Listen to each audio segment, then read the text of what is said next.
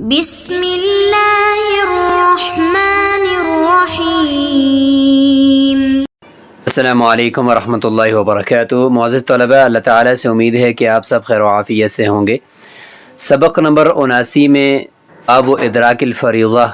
ہم مکمل کریں گے۔ آخر میں کچھ متفرق مسائل ہوں گے، سنتوں سے متعلق، نوافل سے متعلق، اور فجر کی سنتوں کی قضا سے متعلق بھی تفصیلی گفتگو ہوگی۔ اور ہم ذکر کریں گے کہ نماز کے اندر جب ہم امام کو پائیں گے رکوع کے اندر، تو کس صورتحال کے اندر اور کس حالت میں ہم امام کو پائیں کہ جس کی وجہ سے ہم یہ کہیں کہ یا کسی نے امام کو پایا تو ہم یہ کہیں کہ اس نے اس رکعت کو پا لیا ہے، تو وہ کون سی حالت ہوگی کہ جس کے اندر وہ امام کو پائے گا رکوع میں تو وہ رکعت اس کو مل جائے گی، اور کون سی حالت میں وہ رکعت نہیں ملے گی۔ قال وَإِذَا فَاتَتْهُ رَكْعَةَ الْفَجْرِ، اگر کسی سے فجر کی 2 رکعت سنتیں وہ فوت ہو گئی ہیں، لا يقضيهما قبل طلوع الشمس، تو سورج کے طلوع ہونے سے پہلے اور فجر کے فرائض لینے کے بعد ان کی قضا نہیں کر سکتا، اگرچہ ان کی فضیلت اور ان کی اہمیت بہت زیادہ ہے، لیکن جب ایک دفعہ قضا ہو گئی پھر ان کو طلوع شمس سے پہلے نہیں پڑھ سکتا۔ لأنه يبقى نفلا مطلقا، اس لیے کہ ایک دفعہ جب وہ اپنے وقت سے قضا ہو گئی ہیں تو جو بھی سنتیں ہوں جب ایک دفعہ وہ قضا ہو جائیں تو وہ نفل بن جاتی ہیں، تو فرماتے ہیں کہ یہ مطلقاً نفل بن گئے ہیں جن کے لیے کوئی خاص وقت نہیں ہوتا، لیکن یہاں فجر کی فرائض کے بعد ان کی اب قضا نہیں کرنی۔ وَهُوَ مَكْرُوهٌ بَعْدَ الصُّبْحِ، اور ظاہر ہے کہ فجر کے فرائض جب پڑھ لیے جاتے ہیں تو اس کے بعد سے طلوع شمس تک کا جو وقت ہوتا ہے یہ مکروہ وقت ہوتا ہے، جس کو ہم نے مکروہات کے اندر مکروہ اوقات کے اندر پڑھ لیا ہے۔ وَلَا بَعْدَ ارتفاعها عند ابی حنیفہ و ابی یوسف رحمہم اللہ، شیخین کے نزدیک سورج کے طلوع ہونے کے بعد اور یعنی ارتفاع یعنی سورج کے بلند ہو جانے کے بعد بھی نہیں قضا کرے گا، اگرچہ مکروہ وقت بھی ختم ہو چکا ہے پھر بھی نہیں کرے گا۔ امام محمد رحمہ اللہ فرماتے ہیں احب الی ان یقضیہما الی وقت الزوال، کہ مجھے پسند یہ ہے کہ زوال کے وقت تک ان سنتوں کی قضا کر سکتا ہے، اگرچہ یہ اکیلی سنتیں ہوں، فرائض ان کے ساتھ نہ قضا ہوئے ہوں تو پھر بھی ان کی قضا زوال تک کر سکتے ہیں، سورج کے طلوع ہونے کے بعد سے لے کر۔ لأنہ علیہ السلام قضاہما بعد ارتفاع الشمس غداۃ لیلۃ التعریس، کیونکہ رسول اللہ صلی اللہ علیہ وسلم نے سورج کے طلوع ہونے کے بعد تعریس والی جو رات لیلۃ التعریس اس کی صبح رسول اللہ صلی اللہ علیہ وسلم نے ان سنتوں کی قضا کی تھی۔ یہ ایک واقعہ ہوا تھا، ایک غزوے سے واپسی پر ایک جگہ پہ پڑاؤ ڈالا تو وہاں پر تمام صحابہ اکرام اور رسول اللہ صلی اللہ علیہ وسلم آرام فرمانے لگے، تو رات کو سب سو گئے، تو صبح جب دھوپ نکلی تو پھر جاگ لگی، تو رسول اللہ صلی اللہ علیہ وسلم سب سے پہلے جاگے، تو اس میں یہ ہے کہ نماز کے فرض بھی اور سنتیں دونوں قضا ہو گئی تھیں، تو رسول اللہ صلی اللہ علیہ وسلم نے آگے ایک مقام پر جا کر پہلے سنت پڑھے اور اس کے بعد پھر فرائض پڑھے۔ لیلۃ التعریس کا یہ مطلب ہے کہ رات کے آخری پہر میں کہیں پہ جا کر پاؤ ڈالنا، تو یہ ایک غزوے کا واقعہ ہے۔ تو اس سے امام محمد رحمہ اللہ فرماتے ہیں کہ سنتوں کی قضا زوال سے پہلے پہلے کی جا سکتی ہے۔ شیخین فرماتے ہیں کہ ان الاصل فی السنت اللہ تقضی، سنتوں کے اندر اصل تو یہ ہے کہ ان کی قضا نہ کی جائے، کیونکہ قضا یعنی دوبارہ ان کی جو قضا کی جاتی ہے وہ واجب کے ساتھ خاص ہے، اختصاص القضاء بالواجب، کہ ہم یہ کہتے ہیں کہ واجب یا فرض چھوٹ جائے تو اس کی قضا لازم ہوتی ہے، جو چیز سنت ہوتی ہے نفل ہوتی ہے تو اس کی قضا بھی سنت اور نفل ہی ہوتی ہے، لازم نہیں ہوتی۔ الحدیث ورد فی قضائہما تبعا للفرض، یہ جو لیلۃ التعریس میں جو واقعہ ذکر کیا گیا ہے یہ حدیث وارد ہوئی ہے ان سنتوں کی قضا میں فرض کے تابع کر کے، کیونکہ فرض بھی قضا ہو گئے تھے اور سنت بھی ہو گئے تھے، تو اس لیے فرائض کے تابع کر کے ان کی قضا کی گئی ہے، اکیلے میں سنتوں کی قضا یہ واقعہ کوئی بھی حدیث میں نہیں ملتا۔ فبقی ما وراءہ علی الاصل، اس کے علاوہ یعنی اس حدیث کے اندر چونکہ فرائض کے تابع ہے، تو اس کے علاوہ اگر فرائض کے تابع ہو کر سنتیں قضا نہیں ہوئی، الگ سے ہوئی ہیں، تو پھر ان کی قضا نہیں کی جائے گی شیخین کے نزدیک۔ اس میں راجح قول وہ امام محمد رحمہ اللہ کا یہ ہے کہ اگر کوئی شخص اشراق کے وقت میں سنتوں کی قضا کر سکتا ہے، تو پہلے تو سب سے بہتر صورت یہ ہے کہ وہ فرائض سے پہلے پڑھے، ہر حال میں پہلے پڑھے۔ اگر جماعت کے اندر آخری تشہد ملنے کی امید بھی ہو تو پھر بھی ان کو پہلے پڑھے، چونکہ ان کی بڑی تاکید آئی ہے۔ اگر رہ جائیں تو پھر جو ہے ان کو اشراق کے وقت میں پڑھ سکتا ہے۔ فبقی ما وراءہ علی الاصل انما تقضى تبعا له، علی الاصل کا مطلب یعنی جہاں پر الگ سے صرف سنتیں ہی قضا ہوئی ہیں تو وہ اپنی اصل پر ہوں گی کہ سنت کی قضا نہیں کی جاتی، یہ اصل ہے۔ انما تقضى تبعا له، سنتوں کی قضا فرائض کے تابع کر کے کی جائے گی۔ وہو یصلی بالجماعت او وحدہ، وہ یہ ہے کہ انسان فرائض کو ان کی قضا جماعت کے ساتھ کر رہا ہو یا اکیلے میں ان فرائض کو پڑھ رہا ہو، یعنی قضا ہو چکے ہیں اور زوال سے پہلے اشراق کے وقت میں وہ فرائض پڑھ رہا ہے، اکیلے پڑھ رہا ہے، جماعت کے ساتھ پڑھ رہا ہے، دونوں صورتوں میں سنتوں کو ان کے تابع کر کے قضا کر سکتے ہیں الی وقت زوال کے وقت تک۔ وفیما بعدہ، اس کے بعد یعنی زوال کے بعد سنتوں کی قضا کر سکتے ہیں۔ فرماتے ہیں فی اختلاف المشائخ، اس میں مشائخ کے اختلاف ہے، بعض اجازت دیتے ہیں بعض نہیں دیتے، لیکن اس میں راجح قول یہ ہے کہ زوال کے بعد پھر ان سنتوں کی قضا نہیں کرنی۔ واما سائر السنن سواها، اس کے علاوہ جو باقی سنتیں ہیں، ظہر کی سنتیں اور اس طریقے سے مغرب کی، عشاء کی، تو فرماتے ہیں کہ فلا تقضى بعد الوقت وحدها، ان کو تو وقت کے نکل جانے کے بعد ان کو تو بالکل اکیلے ان کی قضا کرنی ہی نہیں ہے، نہ ہی ان کو فرائض کے تابع کر کے کرنے ہو، نہ ہی ان کو اکیلے کرنے۔ تو فرماتے ہیں کہ الگ سے ان کی قضا بھی نہیں ہوگی۔ البتہ واختلف المشائخ فی قضائها تبعا للفرض، فرضوں کے تابع کر کے ان کی قضا کریں۔ فرائض ظہر کی مثلا سنتیں قضا ہو گئی ہیں نہیں پڑھی، تو کیا فرض اگر بھی کے ساتھ قضا ہوئے تو فرائض کے تابع کر کے سنتوں کو پڑھیں یا نہ پڑھیں؟ تو بعض نے اجازت دی ہے، بعض نے نہیں دی، لیکن اس میں بھی راجح یہ ہے کہ وہ سنتیں چونکہ ان کی اتنی تاکید جس طرح فجر کی سنتوں کی ہے، اس طرح باقی سنتوں کی اتنی تاکید نہیں ہے، تو اس لیے بعض مشائخ نے فرمایا کہ اگر وہ فرض بھی قضا ہو گئے ہیں تو ان کے تابع سنتوں کو کرنے کی ضرورت نہیں، صرف فرضوں کی ہی قضا کی جائے۔ ومن ادرک من الظہر رکعتا، اگر کسی سے ظہر کی ایک رکعت کسی نے پالی، مطلب امام جو ہے وہ چوتھی رکعت کے اندر تھا اور اس نے جا کر اس چوتھی رکعت کو امام کے ساتھ رکوع سے پہلے اس میں جا کر شریک ہو گیا۔ ولم یدرک الثلاث، 3 رکعت جو پہلے والی ہیں وہ اس نے نہیں پڑھی، صرف آخری رکعت اس کو مل گئی ہے۔ فإنه لم يصلي الظهر بجماعة، اس نے گویا کہ ظہر کی نماز جماعت سے پڑھی ہی نہیں ہے۔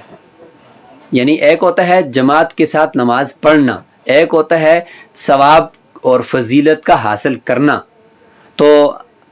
یہاں پر دونوں باتوں کو دیکھیں اگر، تو ظہر کی نماز جماعت کے ساتھ پڑھنا یہ تب ہی ہوگا کہ جب وہ مکمل طور پر اس کو، یعنی مکمل طور پر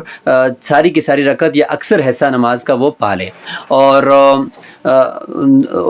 فضیلت کا پانا وہ اگر آخری رکعت بھی اس کو مل جائے تو فضیلت تو جماعت کی اس کو بہرحال مل جائے گی۔ فرماتے ہیں کہ ظہر کی نماز گویا کہ اس نے جماعت سے نہیں پڑھی چونکہ اکثر رکعت اس کی رہتی ہیں۔ وقال محمد رحمہ اللہ قد ادرک فضل الجماعت، جماعت کی فضیلت کو تو بہرحال اس نے پا لیا ہے۔ لأن من ادرک آخر شیء فقد ادرک، اس لیے کہ اگر کسی نے کسی چیز کے آخر کو اگر پا لیا تو گویا کہ اس نے پوری چیز کو پا لیا۔ فصار محرزا ثواب الجماعہ، بس وہ جماعت کے ثواب کو پانے والا ہی شمار ہوگا۔ لکنہ لم یصلیها بالجماعۃ حقیقتا، لیکن کیونکہ جماعت کے ساتھ اس نے حقیقتاً تو اس نماز کو نہیں پڑھا نا، کیونکہ 3 رکعت اس سے رہ گئی ہیں اور یہ اس نے بعد میں اکیلے سے پڑھنی ہے۔ وَلِهَذَا يَحْنَثُ فِي يَمِينِهِ، اسی وجہ سے اپنی اس قسم کے اندر وہ حانث ہو جائے گا کہ اگر وہ قسم کھائے لا يدرك الجماعہ،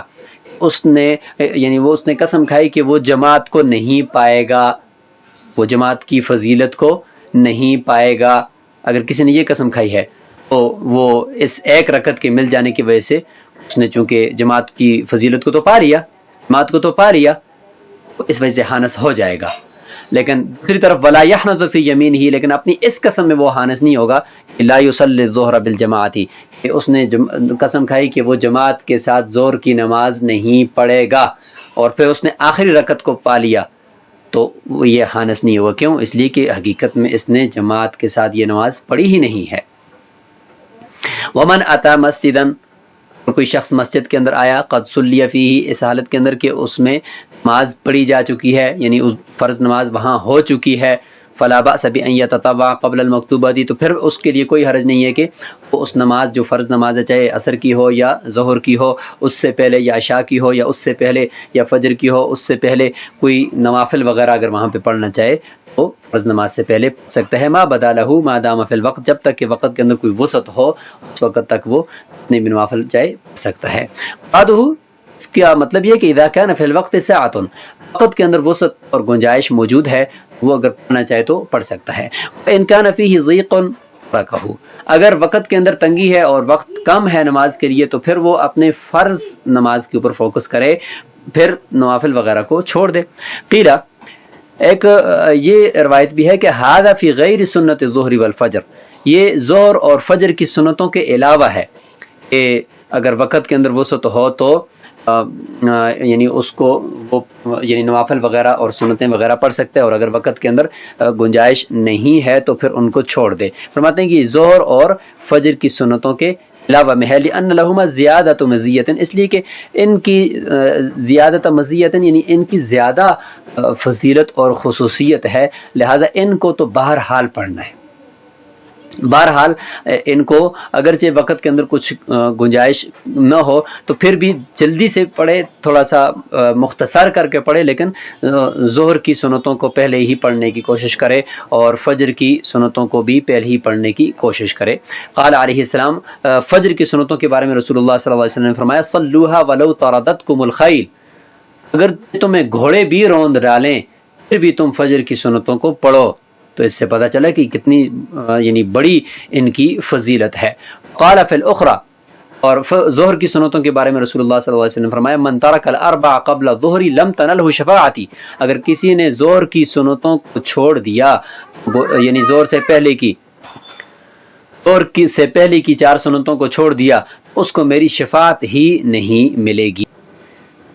اس میں اس کو حدیث کہا گیا ہے، لیکن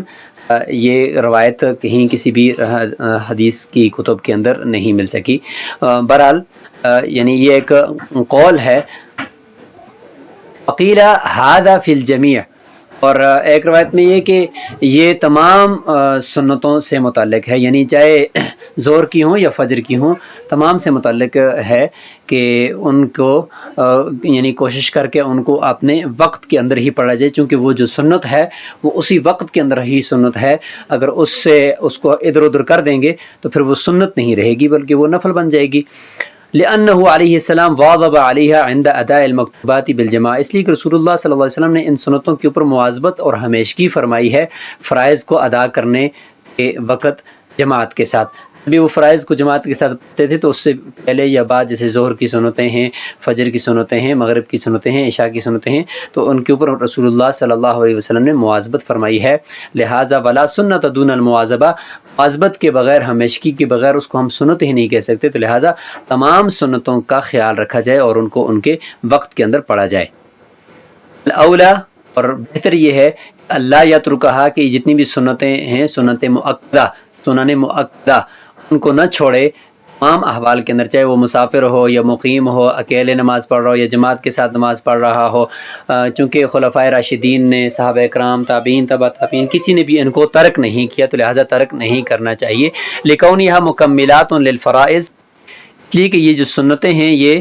فرائض کے مکملات میں سے ہیں، یعنی فرائض کو مکمل کرنے والی ہیں. قیامت کے دن اگر فرائض کسی کے کم ہو گئے تو پھر ان سنتوں ہی کے ذریعے سے ہی ان کی کمی کو پورا کیا جائے گا. الا اذا خاف فوات الوقت، ہاں اگر وقت بالکل فوت ہو رہا ہے تو پھر تو فرائض کو ترجیح دینی چاہیے، پھر ان کو چھوڑ دینا چاہیے. ومن انتہا الی الامام فی رکوعہ فکبر، یہاں سے یہ بتائیں گے کہ رکوع کے اندر امام کو پا لینے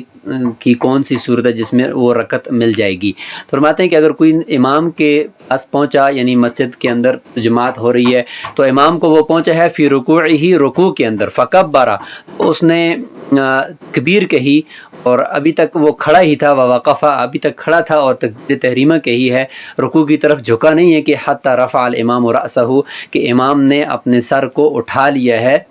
رکوع سے. لا یصیر مدرکا لتلک الرکعہ، اس رکعت کو وہ پانے والا شمار نہیں ہوگا کیونکہ ابھی تک وہ اس نے امام کے ساتھ رکوع کیا نہیں ہے. خلاف لظفر، امام ظفر رحمہ اللہ اس میں اختلاف فرماتے ہیں. ہوا یقول، وہ فرماتے ہیں کہ ادرک الامام فیما لہ حکم القیام، اس مقتدی نے امام کو ایسی حالت کے اندر پایا ہے جس حالت کو قیام کا حکم شامل ہے، نہیں رکوع.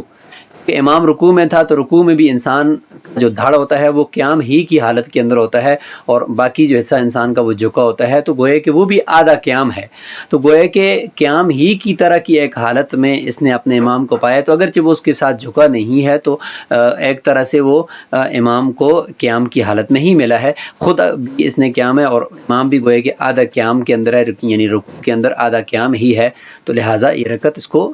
مل جانی چاہیے. فصارا کما لو ادرکہ فی حقیقت القیام، یہ تو ایسا ہے جیسے کہ اس نے حقیقت قیام کے اندر امام تھا، یعنی کھڑا تھا امام اور یہ اس کو جا کر مل گیا تو وہ رکعت مل جاتی ہے. تو یہاں پر بھی وہی حالت ہے. ولانا، احناف فرماتے ہیں بقیہ کہ ان الشرط هو المشارکۃ فی الافعال الصلاۃ، اصل جو شرط ہے مقتدی کے امام کو پا لینے کی وہ افعال صلاۃ، یعنی نماز کے جو افعال ہیں اس میں مشارکت کرنا ہے، اس میں جا کر امام کے ساتھ شریک ہونا ہے. جبکہ یہ تو رکوع کے اندر جا کر امام کے ساتھ شریک نہیں ہوا، امام رکوع کر رہا تھا تو یہ اس رکوع میں شریک نہیں ہوا. تو حالت نہیں بلکہ اس افعال صلاۃ کے اندر شریک ہونا ضروری ہے. ولم یوجد، اور وہ تو نہیں پایا گیا. فی القیام، نہیں قیام کی حالت کے اندر اس کو امام کو اس نے پایا، ولا فی الرکوع، نہیں رکوع کی حالت میں پایا. وَلَوْ رَكَعَ الْمُقْتَدِي قَبْلَ إِمَامِهِ، آخر میں یہ ایک مسئلہ ذکر کر رہے ہیں کہ مقتدی نے امام سے پہلے رکوع کر لیا. فَأَدْرَكَهُ الْإِمَامُ فِيهِ، امام نے پیچھے سے آ کر اس مقتدی کو اس رکوع کے اندر پا لیا. اس طریقے سے کوئی بھی فعل جو امام سے پہلے کر دے ہے تو یہ بڑا گناہ ہے کہ امام سے پہلے کرنا، لیکن اگر کسی نے کر دیا اور بعد میں امام بھی آ کر اس کے ساتھ اس رکن کے اندر شریک ہو گیا، جازا، درست ہے، ادا ہو جائے گا اگرچہ اس نے گناہ کیا. وقال ظفر، امام ظفر فرماتے ہیں لا یجزئہ، اختلاف اس میں ہے کہ کیا یہ رکعت، یہ فعل نماز کا اس کو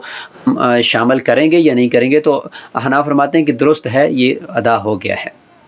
لیکن امام ظفر فرماتے ہیں کہ سرے سے یہ فعل ادا ہی نہیں ہوا، اس کے لیے کافی نہیں ہے. لأنما أتى به قبل الامام غیر معتاد به، امام سے پہلے جتنا حصہ اس فعل کا اس نے ادا کیا، مثلا رکوع کا جتنا حصہ امام سے پہلے اس نے ادا کر دیا، اس کا تو اعتبار ہی نہیں ہے، وہ غیر معتاد به ہے. فَكَذَا مَا يَبْنِيهِ عَلَيْهِ، اس کے اوپر جو بقیہ رکوع کا حصہ بنا ہوگا وہ بھی اسی طریقے سے ہوگا، چونکہ اس کی جو نیچے بنیاد ہے وہ غیر معتاد بھی ہے، تو لہذا اس کے اوپر جو بقیہ حصہ رکوع کا ہوگا وہ بھی غیر معتاد بھی ہوگا. مولانا انا فرماتے ہیں کہ ان شرط هو المشارکۃ فی جزء واحد، اصل میں تو جس طریقے سے ہم نے اوپر کہا کہ افعال صلاۃ کے اندر مقتدی اور امام کی شرکت ہونی چاہیے، تو ہم کہتے ہیں کہ پورے افعال کے اندر نہ ہو بلکہ اس افعال میں سے، یعنی پورے افعال کا مطلب یعنی نماز کے افعال، یعنی رکوع، سجدہ، قیام، ان میں مکمل طور پر اگر نہ بھی ہو، قیام کے کسی ایک جز کے اندر ہو، رکوع کے کسی ایک حصے کے اندر شرکت ہو جائے پھر بھی کافی ہے. اس میں چاہے وہ شروع میں ہو یا آخر میں ہو، جس میں بھی ہو، صرف ایک حصے کے اندر شرکت ہو جائے تو پھر بھی مشارکت پائی جائے گی. کما فی طرف الاول، جس طریقے سے دوسری طرف میں ہوتا ہے کہ جیسے کہ یہ تو تھا کہ امام سے پہلے رکوع میں چلا گیا اور پھر امام بھی پیچھے سے ساتھ اس کے مل گیا اور مشارکت ہوگی، اور دوسری طرف یہ ہے کہ امام سے، یعنی امام سے پہلے وہ رکوع سے اٹھ گیا، مقتدی امام سے پہلے رکوع سے اٹھ گیا، تو امام سے پہلے جب رکوع سے اٹھے گا تو پھر اس کے بعد امام بھی پیچھے سے اس کے ساتھ اٹھے گا. تو دیکھیں اس نے امام کے ساتھ کچھ شروع کا حصہ تو پایا، لیکن آخر کا حصہ اس نے امام کے ساتھ نہیں پایا کہ امام سے پہلے اٹھ گیا. تو جس طریقے سے وہاں پر ہم کہتے ہیں کہ اس کو رکوع مل گیا ہے، تو اس صورت کے اندر کہ جس میں اس نے پہلے امام سے جا کر پہلا حصہ امام کے ساتھ تو نہیں پایا لیکن آخری حصہ پا لیا کہ امام سے پہلے رکوع کیا، بعد میں آ کر امام اس کے ساتھ شریک ہوا، تو جس طریقے سے یہ ہے تو اس طریقے سے وہ والی صورت بھی درست ہے. تو اسی کے ساتھ یہ باب ادراک الفریضہ اپنے اختتام کو پہنچا. السلام علیکم ورحمۃ اللہ وبرکاتہ.